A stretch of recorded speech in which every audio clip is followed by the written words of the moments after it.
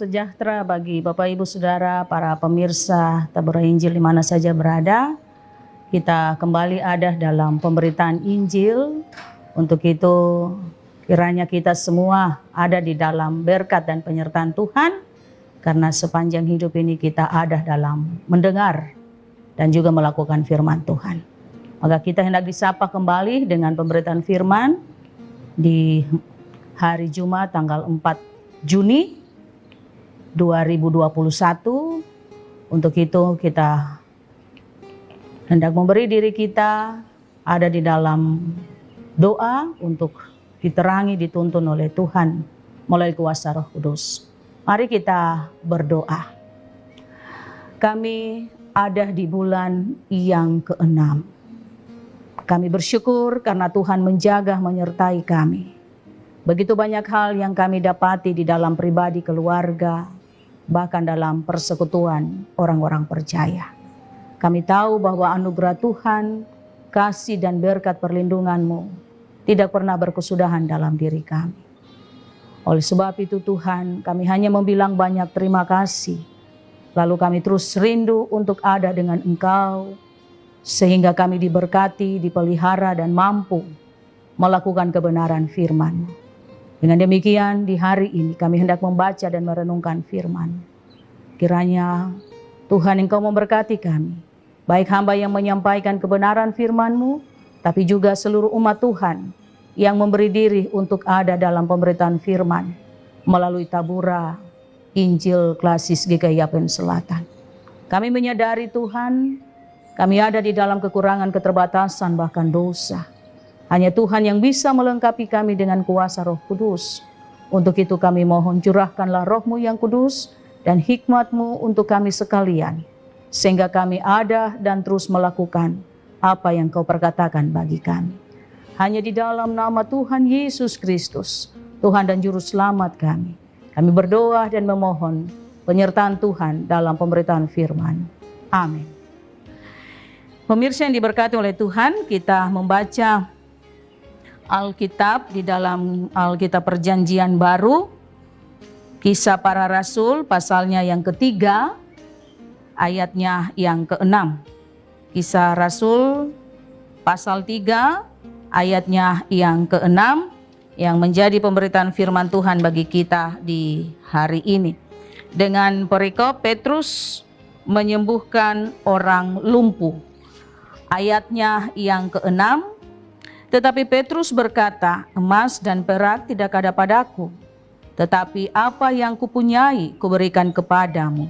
Demi nama Yesus Kristus orang Nazaret itu, berjalanlah. Demikian firman Tuhan. Yang dikatakan berbahagia adalah Bapak Ibu Saudara, saya dan semua kita orang-orang percaya yang selalu memberi diri untuk membaca firman Tuhan, tetapi tidak lupa memperkatakan itu di dalam iman dan perbuatan kita.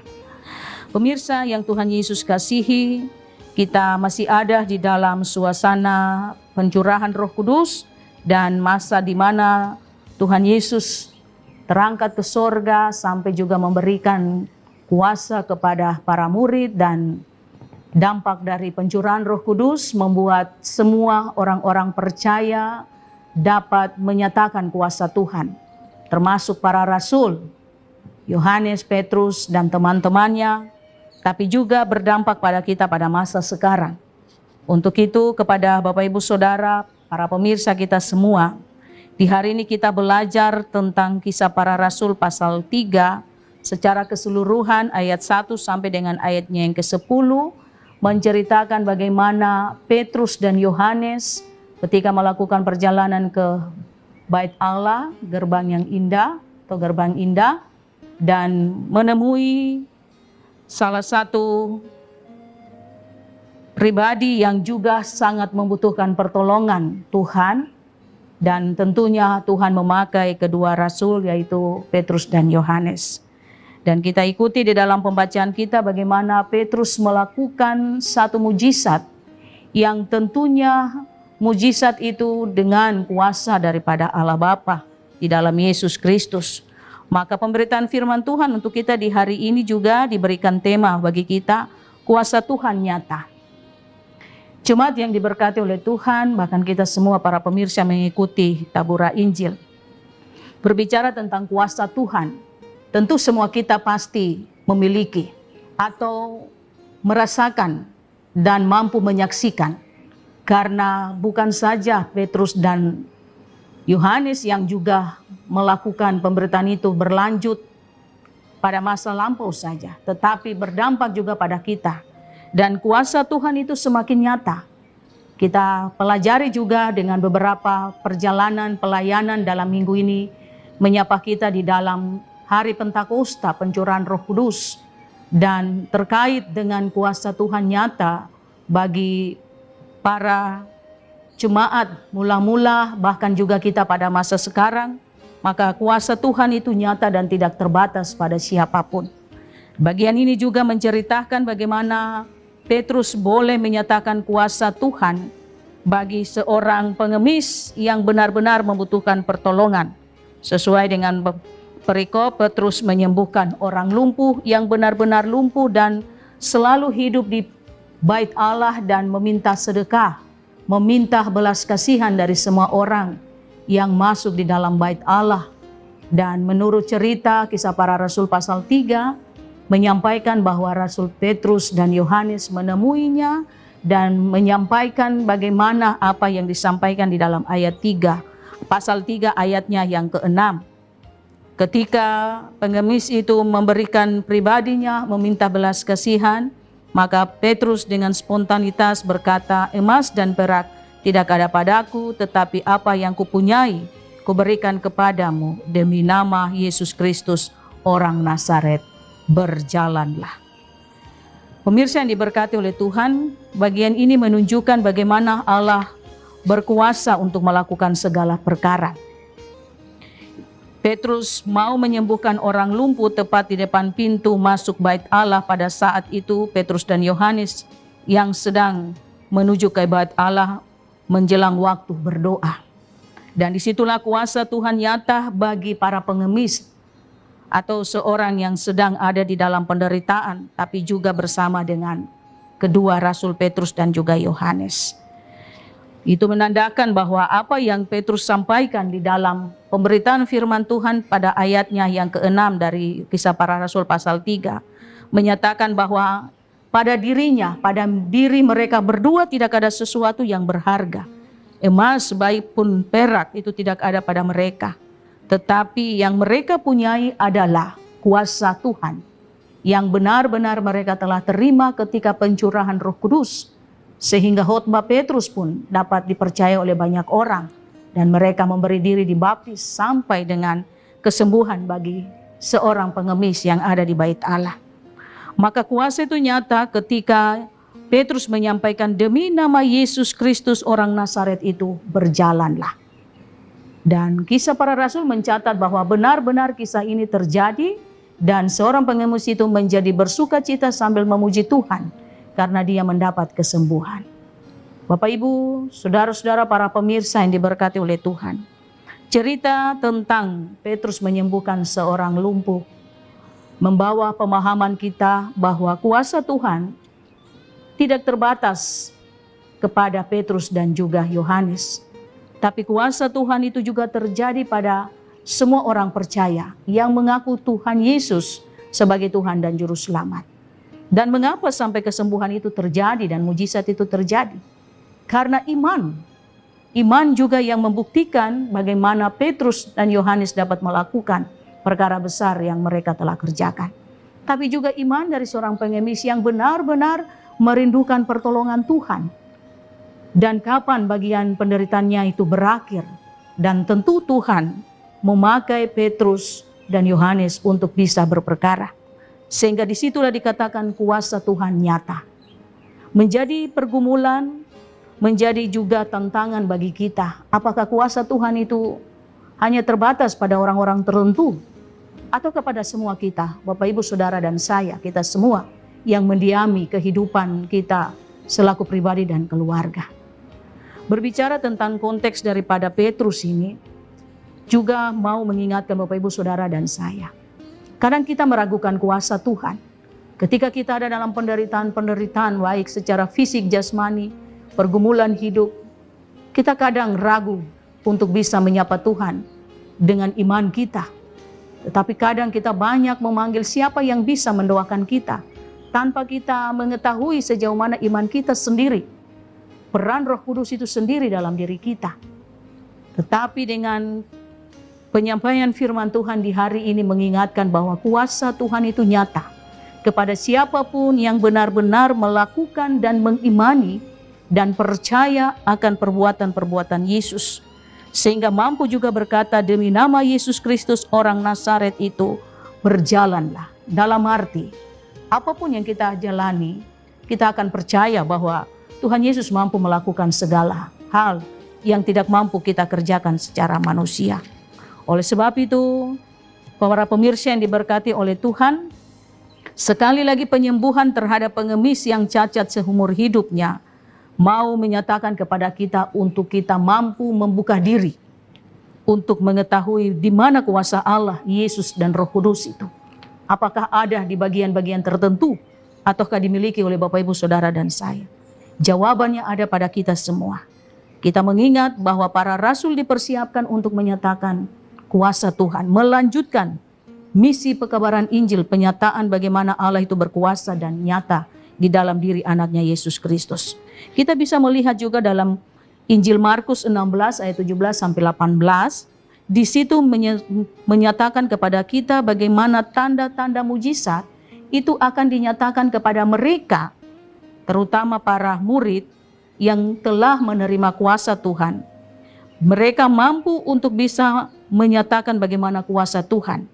Mereka mampu untuk mengusir setan, tapi juga mereka mampu untuk bisa ada di dalam kuasa-kuasa lain yang bisa menolong sesama mereka, bahkan sampai dengan memegang ular dan racun pun tidak akan memberikan mereka kecelakaan.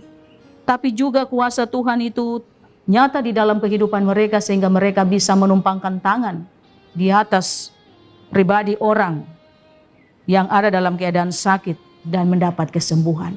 Ini tanda-tanda ini yang diteruskan oleh Petrus dan Yohanes sampai dengan juga terjadi pada seorang lumpuh. Oleh sebab itu, Bapak Ibu, para pemirsa yang diberkati oleh Tuhan, mujizat itu dapat terlaksana apabila ditopang dengan iman. Apabila ditopang dengan iman, keyakinan daripada orang yang mendoakan dan didoakan. Sehingga itu akan menjadi sebuah hal yang menjadi keseimbangan dalam hidup kita. Tapi juga menyangkut dengan karunia. Karunia yang Tuhan berikan kepada kita selalu ada pada diri kita. Apapun karunia yang ada pada Bapak Ibu para pemirsa dan saya, mari kita pakai untuk memuji Tuhan. Kalaupun Petrus dapat menyembuhkan seorang lumpuh, pasti Bapak Ibu dan saya juga mempunyai karunia untuk bisa melakukan sesuatu yang mendatangkan kehormatan pujian bagi nama Tuhan. Oleh sebab itu, mari kita semua mau menyatakan bahwa kuasa Roh Kudus itu ada pada diri kita. Kuasa Tuhan itu nyata ketika kita tidak mampu. Kuasa Tuhan itu nyata dan memakai Bapak Ibu Saudara dan saya, tapi juga sesama kita untuk saling mendoakan, saling menasehati. Sehingga kuasa Tuhan itu tidak ada pada tempat-tempat tertentu, tapi ada pada setiap anak-anak Tuhan yang mengimani dan percaya akan Yesus Kristus. Supaya kita juga mampu berkata, kita tidak memiliki sesuatu, tetapi dengan nama Yesus, nama yang penuh kuasa kita pakai untuk bisa menolong diri kita, mengangkat beban-beban hidup kita, bahkan kita pakai untuk memuji dan memuliakan namanya. Gereja pada masa kini tidak memberikan sesuatu yang indah melalui harta, tetapi gereja membawa nama Yesus dalam pemberitaan Injil melalui pertolongan Roh Kudus, agar semua umat diberkati, bahkan ada dalam pembaharuan, ada dalam pertobatan, untuk menunggu kedatangan Yesus yang kedua kali. Maka peran Roh Kudus yang akan bekerja dan menolong kita selayaknya ada pada Petrus dan Yohanes ketika mereka menyatakan kuasa Tuhan untuk memberikan kesembuhan bagi seorang lumpuh. Semua yang kita dengar dari pemberitaan firman ini akan menyatakan bagaimana kita bisa menyatakan kuasa Tuhan itu dalam tutur kata, sikap, tindakan kita. Sehingga kita tidak hanya bilang, saya percaya kuasa Tuhan, tetapi hidup kita tidak mencerminkan ada kuasa Tuhan. Mari kita baharui hidup kita Dan kita minta karunia apa yang ada pada kita dengan iman, supaya apapun yang kita kerjakan bukan untuk diri kita, bukan untuk kepujian nama kita, tetapi untuk hormat dan kemuliaan nama Tuhan. Bahwa kuasa Tuhan itu nyata, seperti apa yang terjadi di dalam Kisah Para Rasul yang telah disampaikan melalui peran Roh Kudus kepada Petrus dan juga Yohanes. Kiranya Roh Kudus yang sudah kita dapati dan menolong kita, kita juga akan menyatakan kepada dunia kuasa Tuhan itu ada pada diri kita. Baik untuk Bapak Ibu Saudara, para pemirsa, dan siapa saja yang mau memberi diri. Bahwa emas dan perak tidak ada pada kita. Tapi demi nama Yesus Kristus, Tuhan dan Juru Selamat yang selalu kita sembah, itu yang akan menyatakan bagaimana kehidupan kita. Sehingga kita mampu berkata bahwa segala perkara dapat kutanggung di dalam Yesus yang memberikan kekuatan kepada kita. Tuhan memberkati kita, Roh Kudus menuntun kita dalam memberlakukan kebenaran firman-Nya. Amin. Kita hendak mengakhiri perjumpaan kita dengan berdoa. Mari kita berdoa. Kami berterima kasih karena kami selalu tahu bahwa kuasa Tuhan itu nyata. Ketika kami tidak mampu, Tuhan Engkau menyatakan kuasa-Mu untuk menolong kami sebagai umat ketebusan. Untuk itu Bapa dalam sorga, berilah kemampuan bagi kami, karunia yang ada pada kami, untuk saling mendoakan, ataupun melakukan sesuatu yang mendatangkan pujian bagi nama-Mu. Dengan tetap percaya bahwa kuasa Tuhan itu selalu nyata bagi kami sekalian. Berkati kami sekalian yang terus memberi diri untuk mendengarkan kebenaran firman, supaya kami juga mampu menyatakan kuasa Tuhan dalam pribadi kami, sesama, bahkan lingkungan, pekerjaan, pelayanan, dan juga pergumulan tantangan hidup yang kami hadapi. Supaya kami tetap kuat bahwa kuasa Tuhan itu nyata. Ketika kami mampu, tidak mampu, ketika kami ada dalam berbagai-bagai tantangan, kuasa Tuhan itu nyata untuk kami sekalian. Terima kasih untuk kebenaran firman-Mu. Sempurnakanlah firman-Mu dalam pendengaran kami. Baik hamba yang menyampaikan, tapi juga umat Tuhan yang mendengar. Supaya kami mampu memakai kuasa Tuhan untuk berhadapan dengan dunia yang begitu banyak tantangan dan juga hal-hal yang mengganggu iman percaya kami. Supaya kami tetap percaya bahwa dengan nama Yesus kami mampu menjalani kehidupan kami hari ini, kekal dan untuk selamanya. Amin. Demikian pemberitaan firman Tuhan melalui Tabura Injil Klasis GKI Yapen Selatan. Ikuti terus Tabura Injil supaya kita semakin dibaharui dan kuasa Tuhan itu dapat terpancar bagi semua orang percaya. Tuhan memberkati kita sekalian. Shalom.